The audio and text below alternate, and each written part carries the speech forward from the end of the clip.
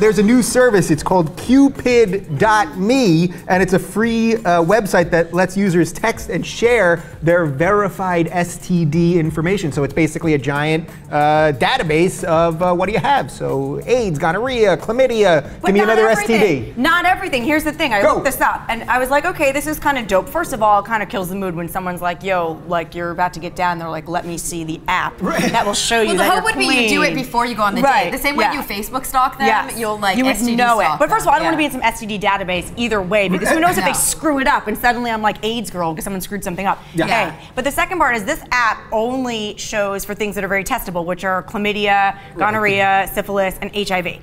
Herpes and warts, which are extremely more rampant and terrify me and are permanent and will never go away, are not part of this app. So someone is like, yo, I don't have chlamydia. I'm like, who cares? You could take like a pill for that. I want to know if you have herpes. That terrifies me. I feel like this app does nothing for me. And if they're not broken out, they can still, Exactly. So I'm like, great, if you have chlamydia, like, so what? You could take a pill and that could go away. There's way scarier things out there this app does not cover. Isn't there an inherent problem with an opt-in STD app? You know what I mean? Like only a certain level of people, it could be people that are trying to be honest, but I think that's the point of this. Self-opting in. The point of this is not that people aren't going to be able to take advantage. Obviously, if somebody has a disease and they don't want to share that and they want to have sex regardless, this app is not going to help. That's not the point of this. I think the point of this is to be able to avoid that awkward conversation early on. Like if people are just wanting to have, safe, casual sex between two consenting adults, have fun. It's not a relationship. It's not whatever.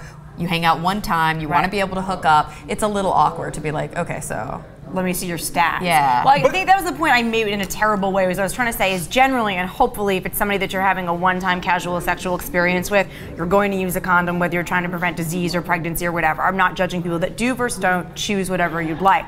What I'm saying is the thing on this particular STD app only has things that are preventable by condoms. So it tests for chlamydia, syphilis, gonorrhea, and HIV, which are the things that condoms protect for. And the one thing it can't show you is whether somebody has herpes or warts or a multitude of other things, or HPV, which are other things that you completely can get while still using a condom, and also rendering the app useless. HPV, for example, basically like 80% of people have it. About 1/3 have an active viral outbreak right now. And almost all men don't even know they have it. They don't even test for it. There is a test. So they just stick something somewhere that really hurts. Now, wait, we're all big techies here, as we've been talking about, but to me, this is one of the few things that actually strikes me as a negative. It's just it's too invasive, and it also it just lends itself to lying and disconnecting the sex. Like then it's such. And also somebody using it against you. What I was saying. You have a hookup.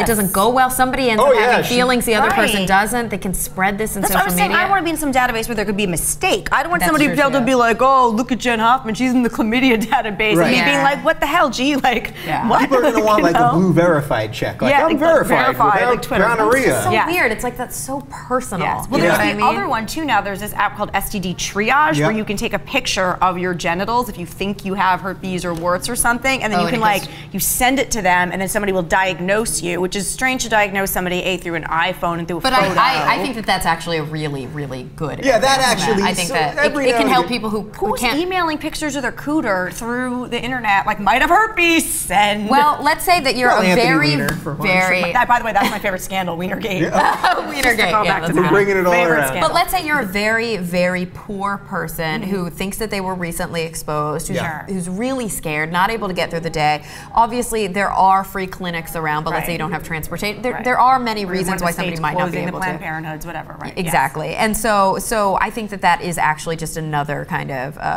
option for individuals. It's helpful. It just scares me that people may think I don't know who's on the other end of it, and they didn't make it very clear who's diagnosing it. So somebody who may be carrying something, they could say, oh no, that just looks like, you got a bad bikini wax, and they're like, I'm cool. But the hope would be that almost every time it would say something like, that's something you should be concerned about, follow up. But clearly the theme of this show has been sort of a distrust of people and government and a trust for science and rational thought and own your own body. All right, I'm going to let you two, this was the fastest show I think that we ever did here. I'm going to let you guys pimp yourselves out. You can talk directly to camera number 3.